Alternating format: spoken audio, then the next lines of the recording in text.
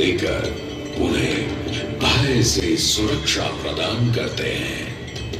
ब्रह्मांड के स्वामी एवं वाराणसी के भगवान श्री विश्वनाथ की हम वंदना करते हैं।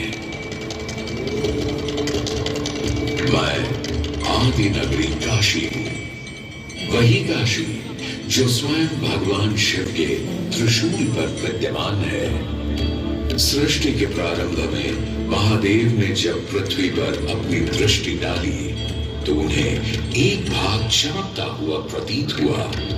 उसी भाग को भगवान शिव ने काशी का नाम दिया। कालांतर में गंगा नदी के तट पर बसी इस काशी नगरी में समय समय पर अनेकों घाट विकसित हुए, जहां श्रद्धालु आकर पूजा अर्चना एवं स्नान किया करते थे। माना तो यह भी जाता है कि यह नगरी एक बहुत सुंदर वन से ढकी हुई थी, जहां पीपल, आम, बरगद, शीशम आदि के वृक्ष हुआ करते थे, जिनकी छाया में बैठ ऋषि मुनि साधु संत आनंद से तपस्या किया करते थे। इसलिए इस जगह का उल्लेख आनंद वन के नाम से भी किया गया है। जितनी पुरानी काशी नगरी है, उतना ही पुराना यहाँ का काशी विश्वनाथ मंदिर भी है। भगवान शिव को विश्वेश्वर, विश्वनाथ आदि नामों से भी संबोधित किया जाता है, जिनका अर्थ है संपूर्ण विश्व के स्वामी। किंवदंतियों की माने तो सृष्टि के आदि में जब भगवान शिव एवं मां पार्वती पृथ्वी का भ्रमण कर रहे थे, उन्हें यह स्थान बहुत प्रिय लगा। तब मां पार्वती को यहाँ कुछ समय रुकने की इच्छा हुई, तो भगवान शिव अपने लिंग रूप में यहीं स्थापित हो गए। तभी से 12 ज्योतिर्लिंगों में इस मंदिर को विश्वेश्वर मंदिर के नाम से भी जाना जाने लगा, जहां भगवान शिव और माता पार्वती सदैव वास करते हैं।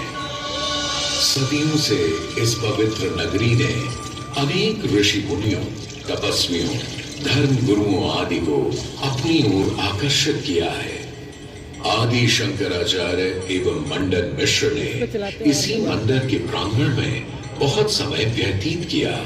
समय बदला, दौर बदला, भारत के स्वर्णिम काल पर विदेशी आक्रांताओं की नजर पड़ी, जिसे वे लूटने एवं सनातन संस्कृति को नष्ट करने के उद्देश्य से यहाँ आए।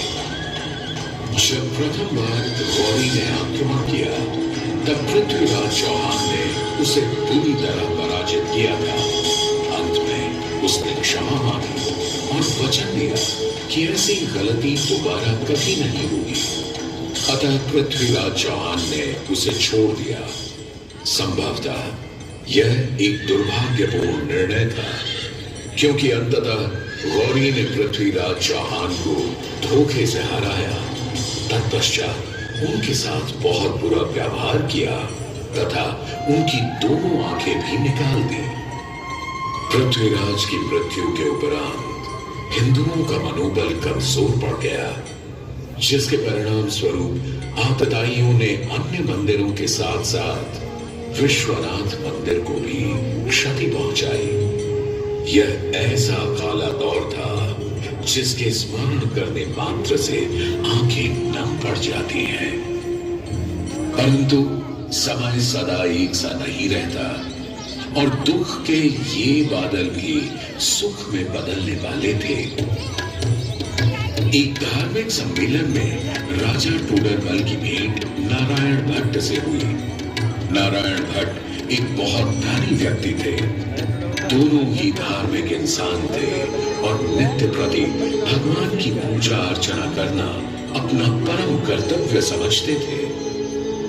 दोनों ने काशी विश्वनाथ के इस पावन मंदिर का जीर्णोद्धार करवाया और वीरान पड़े खंडहरों में एक नई जान डाल दी। 16वीं सदी में संत तुलसीदास ने यहाँ रामचरितमानस की चौपाइयों को पढ़ा था। तथा संत एकनाथ ने भी यहीं पर वारकरी संप्रदाय का महान ग्रंथ श्री एकनाथी भागवत लिखकर पूरा किया था। लगभग 17वीं शताब्दी के मध्य में मराठा शासक मल्हार राव होलकर ने काशी विश्वनाथ मंदिर के पुनर्निर्माण की योजना बनाई। ये कार्य वे तो नहीं कर पाए, परंतु उनकी पुत्र वधू अहिल्याबाई होलकर